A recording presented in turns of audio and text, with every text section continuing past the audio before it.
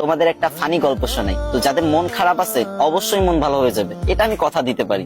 যদি হাতে কয়েক সেকেন্ড সময় থাকে তাহলে আমার গল্পটা শুনে যেতে পারো। তো ছেলেটার নাম সুঙ্কু। তার সমস্যা একটাই, সে ইংরেজিতে কথা কইবারই পারে না। কিন্তু ম্যাডাম তো রেগে মেগে পুরো আগুন। সুঙ্কু, তুমি যদি কালকে ইংরেজিতে কথা বলা না শিখতে পারো, না শিখে আসো, তাহলে কিন্তু তোমার খবর আছে। তো সুঙ্কু তো ম্যাডামের এই কথা শুনে ভয়ে ভয়ে বাড়িতে গেল।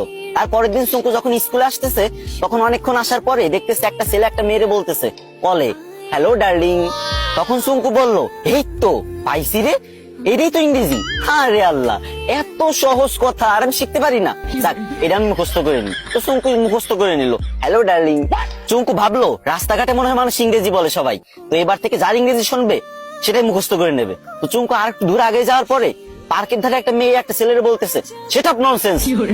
তো চুঙ্কু বলবো, এই তো আর একটা ইংরেজি পাইছি, সেটা ননসেন্স। এটা শিখে নিল। চুঙ্কু তো মহা খুশি, ভাবতেছে মনে মনে, কি রে, আমি দুইটা ইংরেজি শিখে গেছি, আজকে তো ম্যাডাম আমার কিছু কইতে পারবে না।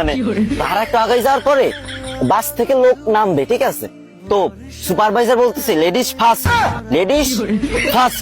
তো চুঙ্কু ভাবছে যে এই তো শিখে ফেলছি 3 নাম্বার ইংরেজি, 3টে ইংরেজি শিখে ফেলছি, আমি তো পারি না ইংরেজি, 3টে ইংরেজি একসাথে শিখে ফেলছি, ম্যাডামরা তো যাই ফাটাই দেবো পুরো। তো চুঙ্কু তো মহা ভাবসাব নিয়ে পুরো নায়ক শাকিব খানের মতো হাঁটতে হাঁটতে স্কুলে চলে গেল।